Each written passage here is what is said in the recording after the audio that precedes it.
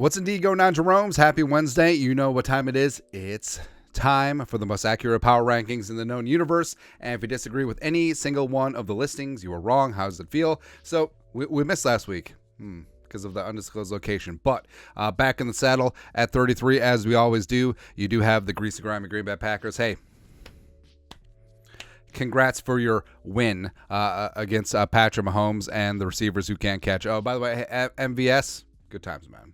But again, I never thought I would see the day where Patrick Mahomes didn't get a call, but we saw that day. It's absolutely insane, man. 32, you got the Bears, whatever. Actually, the Bears aren't 33 because they beat the Vikings, the best 6-6 team in NFL history, so that should give them some credit. That's why they're 32 out of 33. Next up, 31, you got the Patriots. Just end the season. So the Patriots were so good for so long, and I feel like the fans got spoiled. You should have seen the parking lot where it used to be plumb full with tailgaters, and now, yes, the weather had something to do with it, but fans have quit on this team, and the team doesn't really have anyone else to blame but themselves. Belichick has done a horrible job stockpiling this talent with roster. The quarterbacks are a disaster. Doesn't matter if it's Mac Jones or Bailey Zappi. Doesn't matter. I mean, this team is a walking disaster. They need to just trade Belichick in the offseason and go from there. 30, you got the Jets. How does Tim Boyle start 2 games and then you cut him? Speaks of the quality and caliber of his play. Also, Zach Wilson, they're like, hey, Zach, you want to play again? He's like, nah, I'm good. 100%. Zach Wilson is going to end up backing up Mahomes, and he's going to develop into like a solid high-end backup. He's going to chase Daniel this thing. That's what Andy Reid is going to do for him. 29, you got the Panthers up 2 spots where, even though they lost, I mean, they showed some fight. Thielen had a couple nice grabs. Chase Young showed a little something, but this team is just talent bereft, and they don't have first-round picks, and it's rough. 28, you got the Commies down 1 spot. They just got trashed. Like, Miami just came in and put the bang thing on them, and I don't know, man. Like, at a certain point, you're just like, stop the count. I don't know. No, but Ron Rivera is going to be on his way out. I mean, Tomlin could be on his way out in Pittsburgh. Could they just trade him to the Commies? Could they trade Belichick to the Commies? I don't know. Either way, I think Magic Johnson and company is going to make a splash. 27, you got the Titans down 3 spots where I don't know how Derrick Henry cleared concussion protocol. Is it because Mike Vrabel needs to win a game? I don't know. But they lose in overtime to their AFC South rivals, the Colts. So it is what it is. The Titans, I mean, Vrabel's a good coach. The Titans simply don't have any talent. And Will Levis, could he be the guy? Maybe. He shows some flashes. Love the way he fought for that one thing. I don't know. 26. You got the Bills down 1 spot. They're on bye, but, I mean, the Bills, whatever. I mean, the Bills are the worst good team or the best bad team. It's hard to say on a given day. And, yes, injuries have ravaged them, but this team is teetering on the brink. I think that their Super Bowl window is closed. I think that they need to tear this thing down and rebuild around Josh Allen. I think Stephon Diggs needs to be traded. And, frankly, I think McDermott needs to be fired. They need to move on, try to upgrade. I mean, could they find a way where they fire McDermott and then try to trade for Daboll? I mean, it could work. 25. You got the Cardinals up 3 spots. Ooh, Kyler and company. And also, McBride getting things done, man. He was done for my fantasy team. But going into Pittsburgh, putting the bang thing on the Steelers. This game was paused 17 times due to inclement weather. But, I mean, the Cardinals play hard, and they played hard with Josh Dobbs. They're playing hard with Kyler Murray. Glad to see them have a little success, even though it's costing them spots in the draft, but they'll be fine. 24. You got the Chargers down 2 spots where, yeah, you're going to lose ground. Congratulations by winning by 6 against the Patriots. Just gross. I mean, the under in this game and the Falcons and the Jets game was free money. It absolutely was. 23. I got the Falcons.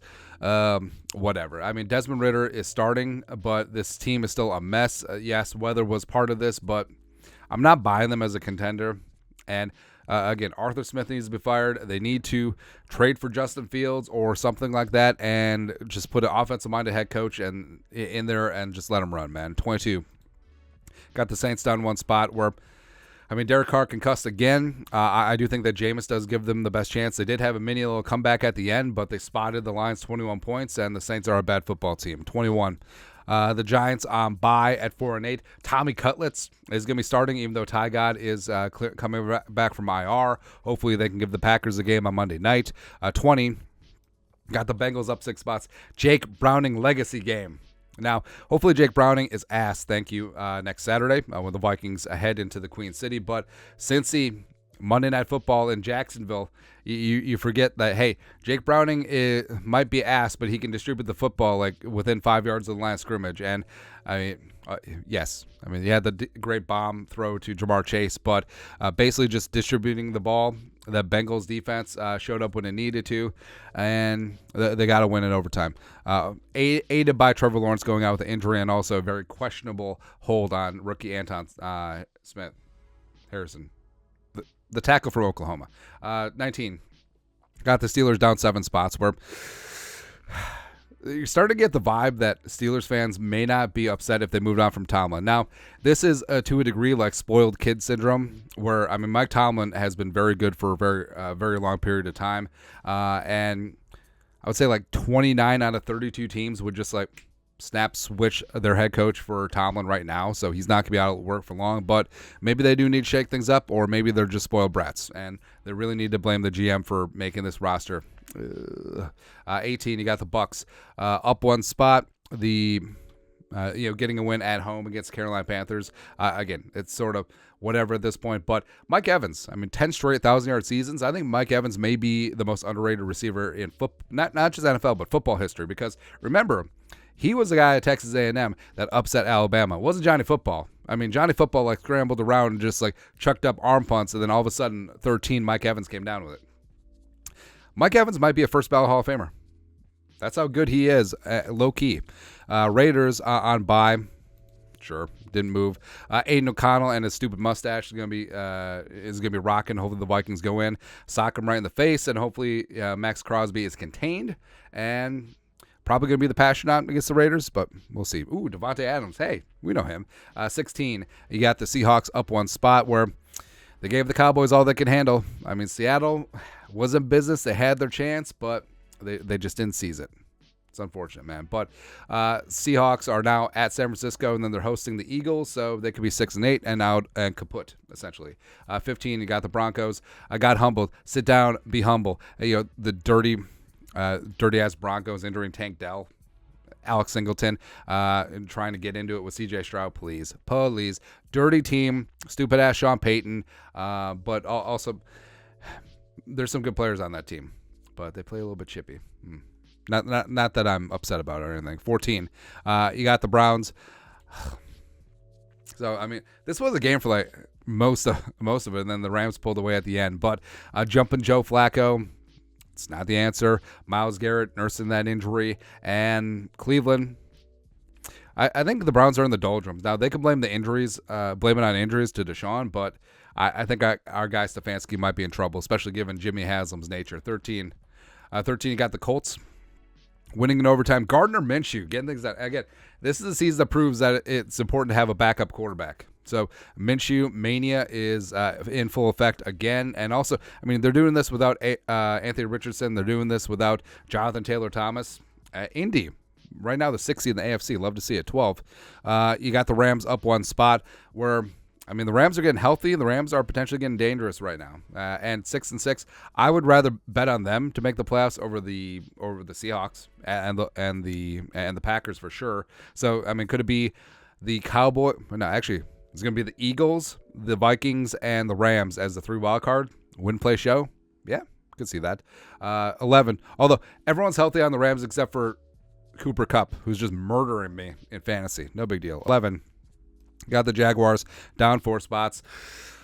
Losing Christian Kirk, which a testicular torsion does not sound good. And also, of course, Trevor Lawrence day-to-day, week-to-week with that high ankle sprain. It's really unfortunate because the Jaguars were having themselves a great season, but they couldn't hold on at home. And 10, you got Michigan. So replacing Georgia on our list, but number 1 seed in college football playoff, they are not happy. that Alabama got in over Florida State, because I think if Florida State got in, Michigan wins like a 20-6 type game. I'm not buying Florida State's quarterback situation, but Florida State's defense is still good. But I think Alabama beats Michigan straight up. I think it's going to be Bama and Texas in the national title game. But, yeah, whatever. Shout out to our guy, Josh Metellus. Woo, a 9. Got the Vikings. I mean, they're still in the top 10. Still the best 6-6 team in NFL history. And they haven't lost any single game. They've just beaten themselves 6 times. That's what happened, man. And, yeah, it would be nice to be 8-4, but doesn't matter. Go 7-6, and then go from there. 8. Got the Texans up 3 spots. C.J. Stroud getting it done. Also, that defense, goal line stand against the Broncos. You do love to see that for D'Amico Ryan and company. 7. Got the Chiefs down 2 spots. Hey, you had one job, and that job was in the offseason getting DeAndre Hopkins or some freaking wide receivers with a pulse, man. But the Chiefs may be a one-and-done in the playoffs. It's going to be rough. 6. I got the Lions up 2 spots. Congratulations for barely beating the Saints. We've actually been there. But they got out to a 21-point lead and just sort of squandered it, trying to play conservative, trying to play not to lose. But, 5.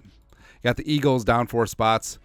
We said this ad nauseum. The Eagles are a flawed team this year, especially in the secondary. I mean, Shaq doesn't really move the needle for me. But, I mean, Philly, also Jalen Hurts got dinged up in this game a little bit. A.J. Brown is complaining about his targets, but they got destroyed. They got absolutely annihilated by the Eagles and also by the Niners. And the whole thing about it, too, is like it wasn't like Brock Purdy carved them up. I mean, it was short passes. It was screens. Like Debo just running wild, man. It's going to be – got trouble in Philly. 4, got the Cowboys up 2 spots. I mean, the defense got stops when it needed to, but, I mean, Dak is playing at a high level. Yes, MVP adjacent, sure. And, CD is busting out. And, I mean, Dallas is going to be tough. Dallas is going to be really – and also, I mean, Dallas and Philly is coming up again. I actually think Dallas ends up winning the division.